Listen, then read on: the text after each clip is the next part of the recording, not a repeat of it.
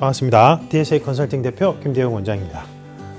이번 영상은 여러분들이 좀 많이 궁금해 하시는 것 중에 하나예요. 질문을 많이 하시는 거고, 신입공채와 경력특채의 심층 면접의 차이점에 대해서 이제 질문을 많이 해주시는데, 요게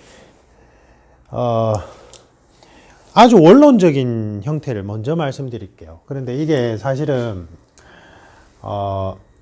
사기업이냐 공공기관이냐에 따라서 또 달라요.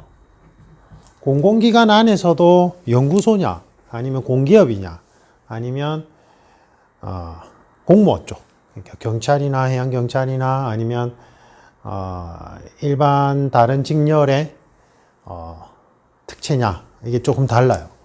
그래서 세부적으로 다른데, 원래 기본적인 형태부터 먼저 말씀을 드릴게요. 이거는 이제 아주 원론적이고 공통사항이에요.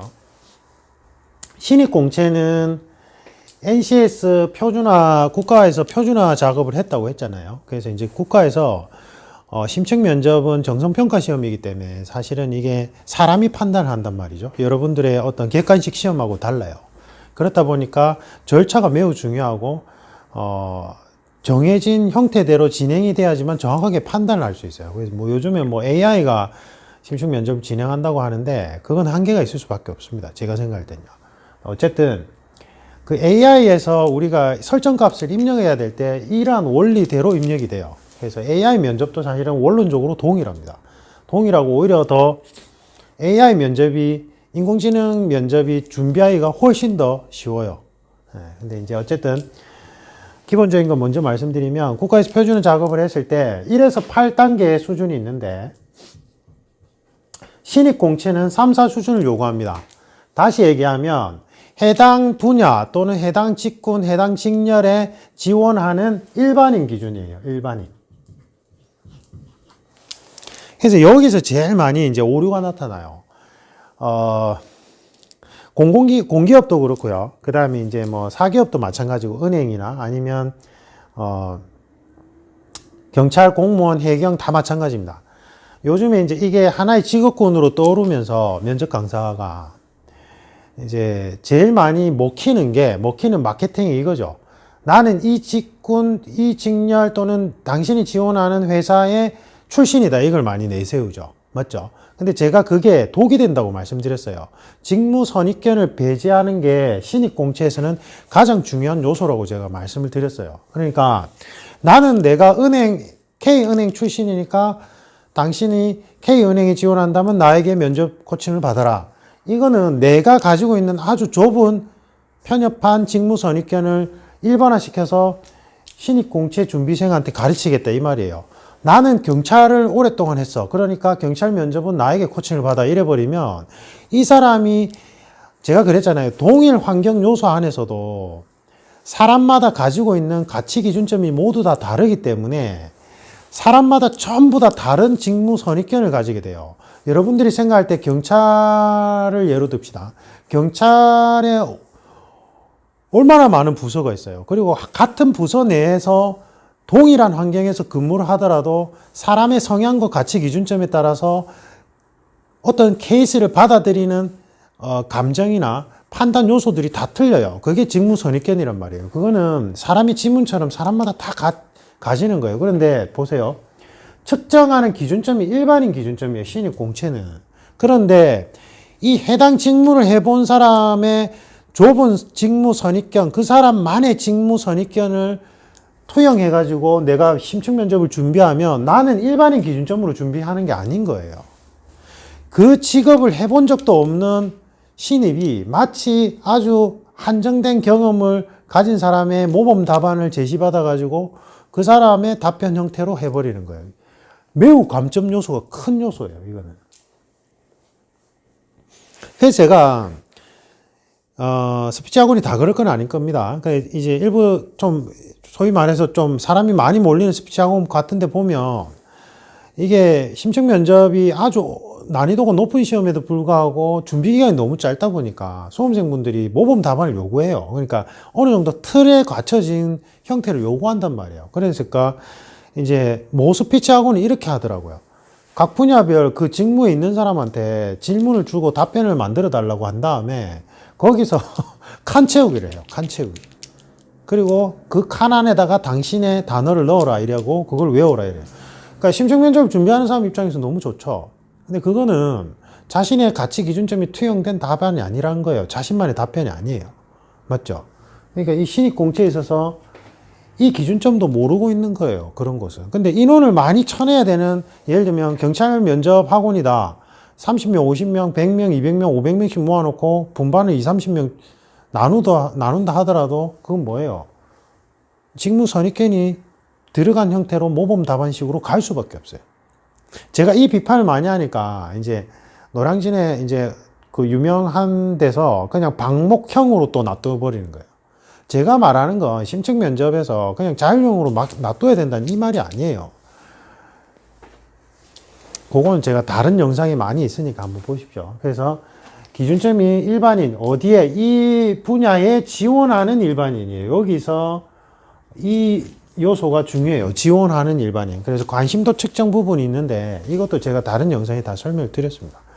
그래서 신입 공채는 요거, 그 다음에 경력직 특채는 NCSS 기준상 5, 6 수준이라서 이거는 어떤 경우냐면 지원하고 있는 이 분야에 대해서 내가 실제 실무를 해봤다는 게 전제로 깔려야 돼요.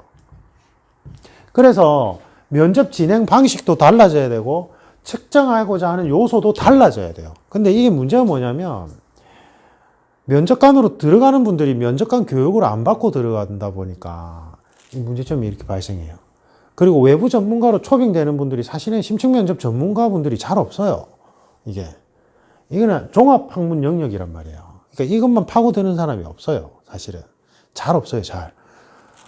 그래서 진행이 제대로 안 되는 경우가 있긴 한데 원리상, 구성 원리상 이게 프로그램에 될 때 원리상으로는 실무가 전제로 됐기 때문에 같은 질문이라 할지라도 취미생활이 뭐예요? 라는 동일한 질문이라도 신입 공채에서 답변하고자 하는 형태와 실무 경험이 있는 사람이 답변하고자 하는 형태의 포인트 지점이 달라져야 돼요.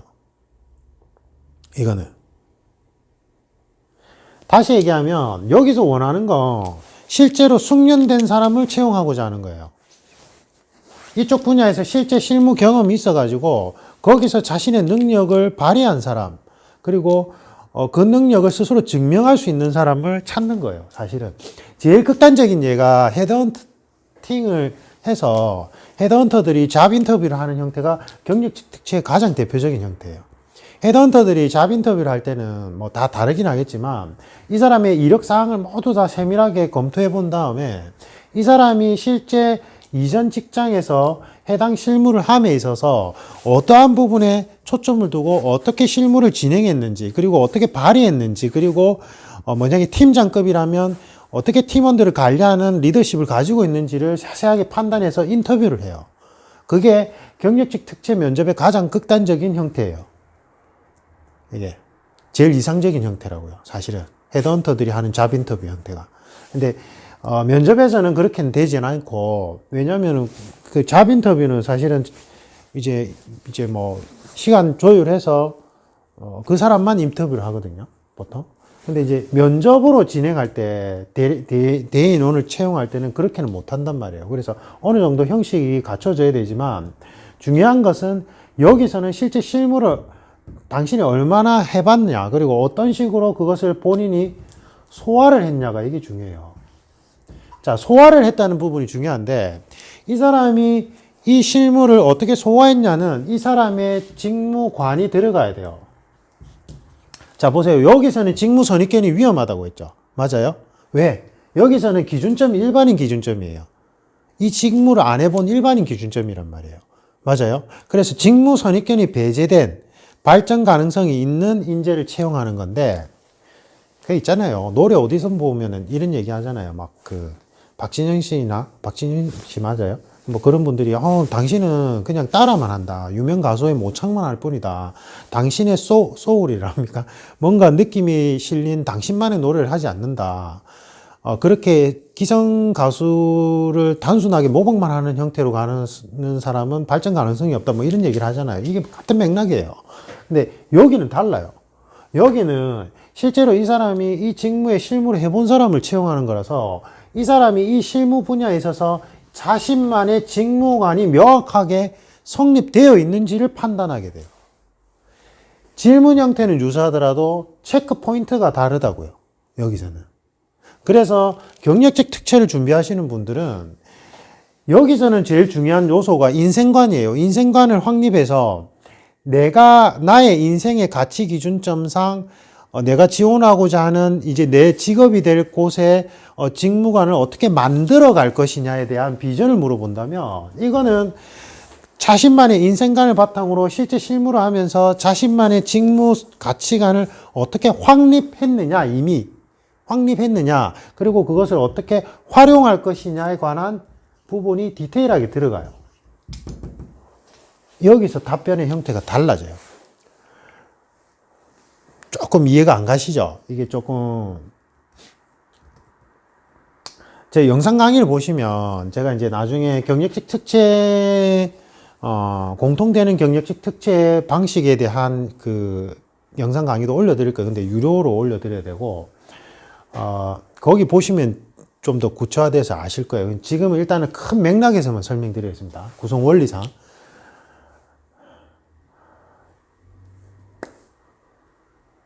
그리고 그 면접 강사를 준비하시거나 면접 강사를 이제 다른 걸 하시다 면접 강사를 하시는 분들은 언제든지 문의를 주십시오. 이 제 유튜브 영상 강의만 보고 따라하지 마시고 전문적으로 좀 트레이닝 받으셨으면 좋겠어요. 여러분들이 면접 강사로서 활동하는 걸 조금 가볍게 생각할 거라고 생각합니다. 저는 진입장벽이 낮다 보니까. 그런데 심층 면접에서 면접 강사의 역할은 그 짧은 면접 준비 기간 동안 대상자분들의 인생의 가치 기준점을 명확하게 하는데 도움을 줘야 되고, 그리고 그 가치 기준점상 이제 어떻게 자신의 직무 가치관을 만들어 갈지에 대한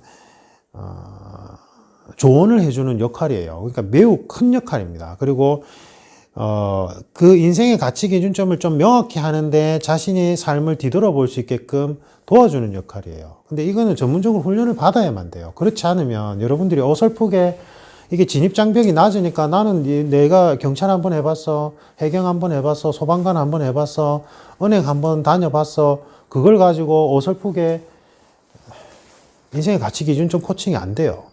좀 훈련을 받으십시오. 훈련을 받으시고, 제가 이제 그 강사 관련해서 문의를 주시는 분들한테는 따로 이제 제가 링크를 걸어 드려서 안내 영상 조건적인 부분을 설명을 드리는데, 어쨌든 좀 문의를 주시기 바랍니다. 어설프게 해서 대상자분을 망치게 돼요. 저는 제가 이제 이게 저희 때는 저희 같이 1세대들은 이게 정식 직업이 아니었어요. 정식 직업이 아니었고 해외 유학을 갔다 오신 분들이 그때는 미국에서는 이게 정식으로 이러한 코칭을 받는 게 활성화가 돼 있었기 때문에 외국에서 석박사 학위를 받고 해외 유학을 다니다가 오신 분들이 소개를 해서 이렇게 면접이나 자소서 코칭을 받았다고요. 그게 저희 1세대들이에요. 근데 저도 처음에는 여러분들처럼 했어요. 성인 대상 논술 강사를 했기 때문에 그 부업으로 이제 오랫동안 하다가 그렇게 전 자연스럽게 넘어온 케이스예요. 그리고 교육 프로그램 개발도 어떻게 자연스럽게 진행이 돼서 넘어온 케이스인데,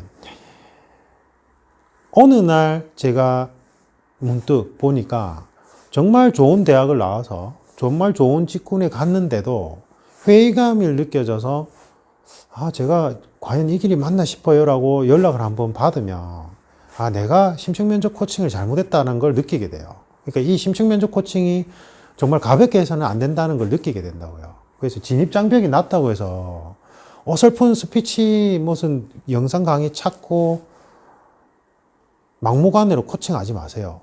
대상자분들을 망칠 수 있어요. 그 소중한 기회를 뺏어갈 수 있다고요. 문의를 주십시오. 영상 강의만 보시고 하지 마시고. 자, 원론적으로는 요게 맞는데, 그럼 실제로 채용에 있어서 경력직 특채가 제가 말씀드린 형태대로 직무관을 검증하는 형태로 자신의 인생 가치 기준점상 어떻게 직무관을 형성했고 어떻게 활용하는지에 대한 답변이 포인트가 달라서 진행 방식도 달라져야 되고 같은 질문 안에서 면접관이 체크해야 되는 체크리스트도 달라져야 되는데 문제는 뭐냐면 사기업이냐 공공기관이냐에 따라서 달라져요. 자, 보세요. 제일 대표적인 게 사기업은 기업체가 달라져도 정말 동일 직업으로 했을 수 있어요. 예를 들면 삼성전자, LG전자 합시다. LG전자의 인사과에 근무한 사람 또는 개발부에 근무했던 사람이 삼성전자로 옮긴다면 소속만 달라질 뿐이지 동일한 직군의 실무를 행하겠죠. 맞아요. 이게 이해가세요? 그러면 제가 아까 말씀드린 형태대로 면접이 진행돼야 돼요. 그런데 문제는 뭐냐면 사기업에서 공공기관으로 가거나 공공기관에서 사기업으로 갈 때 이때는 이 실무의 개념이 달라져요. 왜냐하면 사기업은 이윤을 극대화하기 위해서 존재하는 집단이고 공공기관은 공익실현 집단이기 때문에 추구 목적과 존재 가치가 달라요. 두 조직 간에. 그래서 이 조직에서 여기로 오거나 여기서 여기로 올 때 경력직 특채의 실무 체크 포인트가 달라지게 돼요. 이거는 심층면접 코칭 전문가들이 세세하게 짚어줘야 되는 부분이에요. 그래서 공공기관의 심층면접 프로세스 개발을 할 수 있는 정도의 능력이 되지 않는 사람은 심층면접 코칭을 할 수가 없어요. FM대로. 그게 제일 중요한 부분입니다. 그러니까 내가 그 직업을 해봤기 때문에 내가 경찰을 해봐서 내가 뭐 경찰을 해봤기 때문에 경찰 면접을 안다라고 얘기하면 안 된다는 거예요. 여러분들이 경찰 면접 프로세스를 아예 만들 수 있을 정도가 아니면 심층 면접 코칭을 하지 마세요. 왜냐하면 그건 구성 원리를 모르는 거잖아요. 시험을 실제 출제할 수 있을 정도의 구성 원리도 모르는 사람이 어떻게 그 시험에 대해서 코칭을 할 수 있다는 거예요. 그건 말이 안 되잖아요. 맞아요?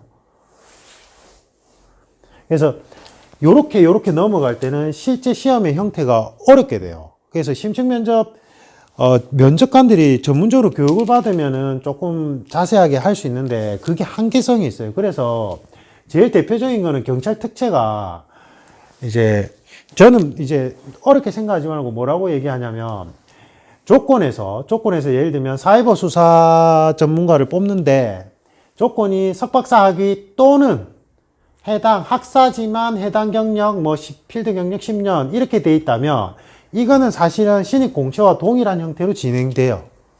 왜냐하면 보세요. 학력 또는이죠. 그럼 이 학력 석박사학위만 한 사람은 사실은 필드 경력, 실무 경력은 당연히 없겠죠. 맞아요? 그렇기 때문에 이 경우에는 사실은 신입 공채와 유사한 형태대로 면접은 진행돼요. 물론 실무 지식을 물어보는 단계가 들어갈 수는 있어요.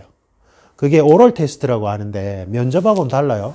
그러니까 종이 시험을 치는 게 아니라 말을 통해서 구술 시험이죠. 오럴 테스트를 통해서 실무 지식, 실무 능력이 아니라 실무 지식을 테스트하는 과정은 넣을 수 있겠지만 심층 면접에 있어서는 실제로는 공채와 별다른 바 없이 진행돼요. 근데 이게 해경 있죠. 해경은 약간 다른데 기관이냐 항해냐에 따라서 조금 달라져요. 항해는 사실은 공채와 거의 유사한 형태로 진행되는 경우가 많아요. 그 다음에 이제 관제특채, 예전에 저희 합격생 중에 관제특채가 있었는데, 관제특채는 사실은 그러한 특채는 사실은 다들 선후배들이에요. 예를 들면 그분은 공군의 관제 관련된 업무를 하다가 해경 관제 쪽으로 옮겨간 거예요. 그러니까 사실은 그 다 선후배들인 거예요. 그게 이제. 맞잖아요. 그 좁을 거 아니에요. 그런 전문직 분야는. 그러니까 그때는 또 사기업, 아까 말씀드린 사기업의 A사와 B사의 실무 관련된 형태의 면접 형태, 그러니까 원론적인 형태로 진행되는 거고, 항해는 사실은, 이게 항해는 보면, 실제 항해 실무를 하지 않고서도 항해에 지원할 수 있어요. 저희 합격생 중에 그런 분이 있었어요. 그러니까 이제, 그러니까 이분이 이제, 뭐라고 하죠? 그 의무경찰을 나왔는데, 육상 근무만 한 거예요. 배는 안 타봤어요. 육상 근무만 하고, 그 의경을 나왔는데 그 해경 근데 항해로 지원해서 합격을 했단 말이에요. 그러니까 물론 실무 지식은 물어볼 수 있겠지만 면접 안에서 실제 비중상으로는 공채와 유사한 형태로 진행돼요. 그런데 이제 또 기간 쪽은 약간 달라요. 기간 쪽은 대다수가 실제로 함선에서 기관 관련된 실무 파트로 근무한 분들이 많아요. 근데 요것도 약간 예외가 있는 게 실제로 항해할 때 기관 파트가 아니라 그때 저희 합격생분은 선박술이었나? 그게 이제 사기업체 쪽에 있다가 넘어오신 분인데 약간 달랐어요. 어쨌든 그래서 제가 드리고 싶은 말은 공공기관 경력직 특채는 지원하고자 하는 직렬에 따라서 약간씩 좀 달라요, 개념이. 이게 원론적인 형태대로 진행 안 되는 경우가 많아요. 그래서 저는 어떻게 하냐면 특채는 그 그룹 코칭을 절대 하지 않고 1대1로만 무조건 진행하는데 그 해당 특채의 공고문을 들고 오라고 해요. 그래서 제가 거기서 분석해 드려요. 그래서 진행이 어떻게 될 건지에 대해서 분석해 드리고 그리고 이제 차이점을 제가 1대1로 그냥 코칭해 드리거든요. 그래서 그거는 케이스 바이 케이스로 다 분석을 해봐야 돼요. 해봐야 되는데 여러분들 입장에서 제일 손쉽게 판단할 수 있는 건 특채에서 공공기관 특채 조건이 학력 또는 필드 경험이 돼 있다면 이거는 공채와 유사한 형태로 진행될 수밖에 없어요. 그러니까 다시 얘기하면 실무 능력 검증 형태라기보다는 이 사람이 인성 파트 쪽에 지원점이 갈 수밖에 없어요. 공기업도 이건 마찬가지예요. 보면. 근데 아까 원론적인 형태 있죠. 사기업 내에서 아까 LG전자에서 삼성전자 개발부서 또는 인사과로 간다면 이때는 실제로 실무 능력 위주로 검증을 많이 해요. 상황 설정 질문이 많아진다고요. 경험 질문보다는.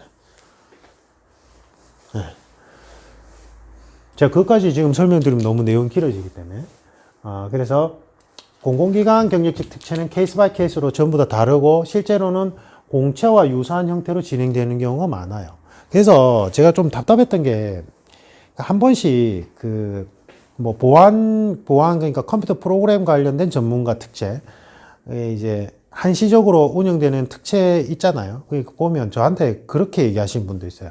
선생님, 제가 지금 준비하는 특채 면접 코칭을 해보셨나요?